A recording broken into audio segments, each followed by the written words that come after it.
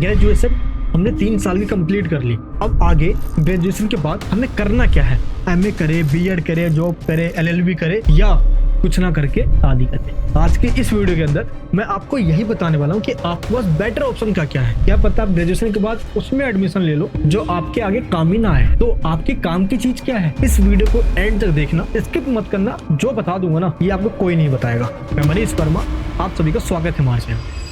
सबसे पहले मैं आपको ये बता दूं, अगर आपने ग्रेजुएशन 3 साल करके ही एग्जिट कर लिया है, दैट मींस आप 4th ईयर कंटिन्यू नहीं करना चाहते, तो ही आपको ये वीडियो देखना है। क्योंकि ग्रेजुएशन के बाद क्या करे आपको ये पता होना चाहिए। जो 4th ईयर कर रहे हैं उनको तो कोई दिक्कत ही नहीं है, 4th ईयर करने के बाद आपको करना होगा। तो आप भी देख लीजिए कि आपके पास क्या क्या ऑप्शन रहेंगे। चलिए आपको मैं ये बता देता हूँ करना क्या। आप देखिए आपके पास ऑप्शन क्या क्या है। सबसे पहला ऑप्शन होता है जो मोस्ट पॉपुलर है, ग्रेजुएशन के बाद हर 5 में से 4 बंदे एमए में एडमिशन लेते हैं। अब वो एमए कहाँ से करते हैं? या तो वे डीयू से एमए करते हैं, डीयू एसएल के द्वारा भी एमए करवाया जाता है। यहाँ पे एडमिशन होता है मेरिट के बेस पे। मेरिट का मतलब होता है कि अगर ग्रेजुएशन के अंदर आपकी 7.5 8 सीजीपीए आई है, अगर आपके पास कोई एसटी एससी या ओबीसी का कैटेगरी भी है तो इजिली आपका मेरिट में नाम आ जाएगा और एंट्रेंस एग्जाम आपको नहीं देना होगा। तो ये हो गया मेरिट बेस्ड एडमिशन एसएल के अंदर। और अगर आप एसएल में ही एमए में एडमिशन लेना चाहते हो और मेरिट में आपका नाम नहीं आ रहा है तो दूसरा ऑप्शन होता है सीयूटी। आपको सीयूटी का एग्जाम देना होगा डीयू एसएल में एडमिशन लेने के लिए एमए कोर्स के अंदर। क्लियर है? ये आपको ध्यान रखना। लेकिन आप चाहते हो कि मुझे एंट्रेंस ना देना पड़े तो मेरा एडमिशन भी हो जाए, तो आपको करना क्या है? सिंपल। इस टाइम पे जो सबसे ज्यादा पॉपुलर है वो है इग्नू। जो एमए में एडमिशन लेना चाहते हैं उनके लिए मैं आपको बता देता हूँ कि एडमिशन ओपन है इस टाइम। इग्नू का फॉर्म फिल किया जा रहा है। सिंपल गूगल पे जाओगे ना, आप लिखोगे इग्नू एडमिशन, ये देखिए ये वाला लिंक आएगा, समर्थ लिखा होगा, इस पे क्लिक कर देना। यहाँ पे आप ये देख सकते हो कि अगर अभी आप फॉर्म फिल करते हो तो जुलाई वाले सेशन में आपका एडमिशन हो जाएगा। यानी कि अभी एडमिशन लोगे तो जुलाई के मंथ में आपका एग्जाम होने वाला है, जिसकी लास्ट डेट है 15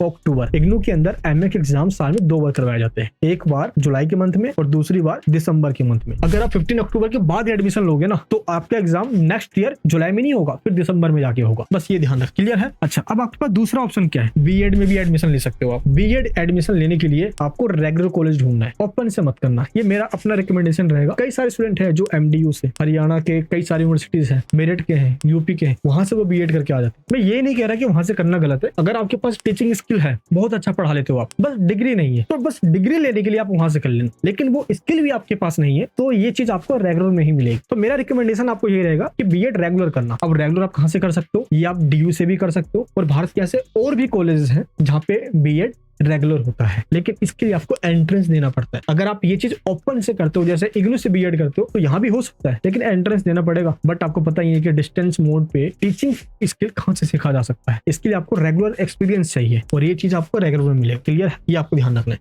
अच्छा, इसके बाद कई सारे ऐसे स्टूडेंट होते हैं जो चाहते हैं भाई मैं तो जॉब करना चाहता हूँ, 3rd ईयर के बाद बस मुझे और कुछ भी नहीं करना। तो आप ऐसी स्किल सीख के वो जॉब कर सकते हो जो कि आज की डिमांड है। ये देखिए, ये आज के डिमांड के जॉब्स के कैटेगरीज है जो मैंने यहाँ पे लिस्ट आउट कर दी है। आप इनमें से कोई एक चूज करके, जैसे ग्राफिक डिजाइनिंग हो गया, वीडियो एडिटिंग हो गया, जो आज की डिमांड है आप इसको कीजिए। एंड इसके बाद एलएलबी। किसी का लॉ में इंटरेस्ट आ जाता है ग्रेजुएशन के बाद, तो आप ग्रेजुएशन के बाद डायरेक्ट एंट्रेंस देके एलएलबी कर सकते हो। क्लियर है? ये आपको ध्यान रखना है। 2 साल की होती है। एंड इसके बाद आपको लगता है कि कुछ भी नहीं करना, मोह भंग हो गया इस दुनिया से, है ना, तो या तो जिसको आप पसंद करते हो घर में बातचीत चलाओ और शादी कर लो, छोड़े ये सब में कुछ नहीं रखा यार, है ना। लेकिन अगर टेंशन है, करियर का टेंशन है, तो अब मैं आपको बता देता हूँ कि आपको करना क्या चाहिए। देखिए, ग्रेजुएशन के बाद आपके पास ये लिस्ट है जो आप कर सकते हो। अब इसमें इतनी लंबी लिस्ट है करने लायक, आप खुद कंफ्यूज हो जाओगे कि आपको करना क्या चाहिए। तो मैं आपको बस ये समझा देता हूँ कि आपके लिए बेस्ट क्या रहेगा। देखिए, अगर आप ये चाहते हो कि मुझे यूजीसी नेट देना है और मुझे असिस्टेंट प्रोफेसर बनना है या टीचिंग लाइन में जाना है, तो आप सबसे पहले एमए में एडमिशन ले लीजिए। क्योंकि बिना एमए किए आप यूजीसी नेट दे नहीं सकते। यूजीसी नेट दे भी दिया तो असिस्टेंट प्रोफेसर नहीं बन सकते। ये आपको ध्यान रखना है। क्लियर है? तो एमए जरूरी है, एमए कर लीजिए सबसे पहले। हाँ, अगर आपको चाहिए कि नहीं मुझे टीचिंग लाइन में ही जाना है, कंफर्म है आपका, तो एमए से पहले आप बीएड कर लीजिए। क्योंकि अगर आप पहले बीएड करोगे तो एमए बाद में करना ही करना है। अगर आप एमए पहले कर लेते हो तो बीएड बाद में आपको करना ही करना है। टीचिंग लाइन में जाने के लिए ये दोनों चीज जरूरी है, ये ध्यान रखना बस। अच्छा, इसके बाद अभी भी ऐसे कई लोग हैं जिन्होंने 3rd ईयर के बाद आगे कुछ भी ना करने की सोच ली है, आगे एमए कुछ भी नहीं करना, उनको डायरेक्ट कंपटीशन का एग्जाम देना है। अब मैं भी आपको यही कहूंगा, अगर आपके मन में ये क्लियर है मुझे भाई ये एग्जाम देना है, इसका मेरा टारगेट है, तो आगे किसी भी कोर्स में एडमिशन मत लेना, चाहे वो एमए हो या बीएड हो। अगर आपका टारगेट ही वो है, जैसे यूपीएससी है, एसएससी है, अदर्स एग्जाम्स हो गए, क्योंकि यूपीएससी की तैयारी करते हुए आप इग्नू से एमए ओपन में भी कर सकते हो, लेकिन आपका मेन फोकस इन पे रहना चाहिए। अगर आप एमए भी करना चाहो इन सबको करते हुए तो वो ओपन से इग्नू से किया जा सकता है, उसमें कोई दिक्कत होगी नहीं। लेकिन मेन फोकस आपको उस पे देना है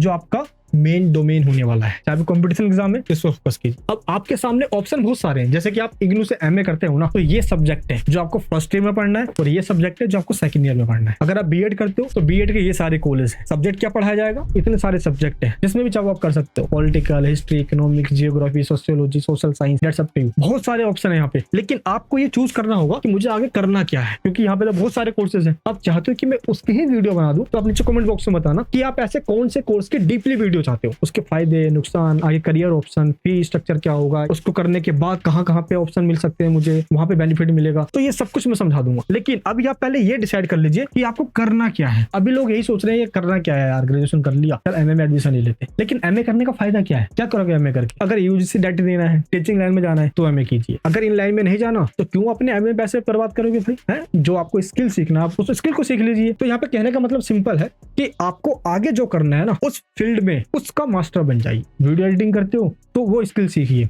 ग्राफिक्स करते हो वो स्किल सीखिए। इन कोर्सेस को करने के बाद आपको एकेडमिक में बेनिफिट मिलेगा, स्किल में बेनिफिट नहीं मिलेगा। अगर आप एमए करोगे, बीएड करोगे, तो वहां पे एकेडमिक में आपको बेनिफिट मिलेगा, आप उस फील्ड में जाओगे। तो आपको पहले ये डिसाइड करना है। ऑप्शन बहुत सारे हैं, अब आपने एक कौन सा डिसाइड किया हुआ है नीचे कमेंट बॉक्स में बताना। नेक्स्ट वीडियो उसी टॉपिक पे आएगी। क्लियर है? मिलूंगा आपसे मैं नेक्स्ट वीडियो के अंदर। प्यार और सपोर्ट बनाए रखना। जैसे मैंने ग्रेजुएशन में आपका साथ दिया है ना, एमए में आप एडमिशन लेते हो इग्नू से, तो वहां भी आपका साथ दूंगा, क्योंकि वहां भी क्लासेस में शुरू करने जा रहा हूँ और क्लासेस कई सारे हो भी चुकी है, आप देख सकते हो। जय हिंद, जय भारत।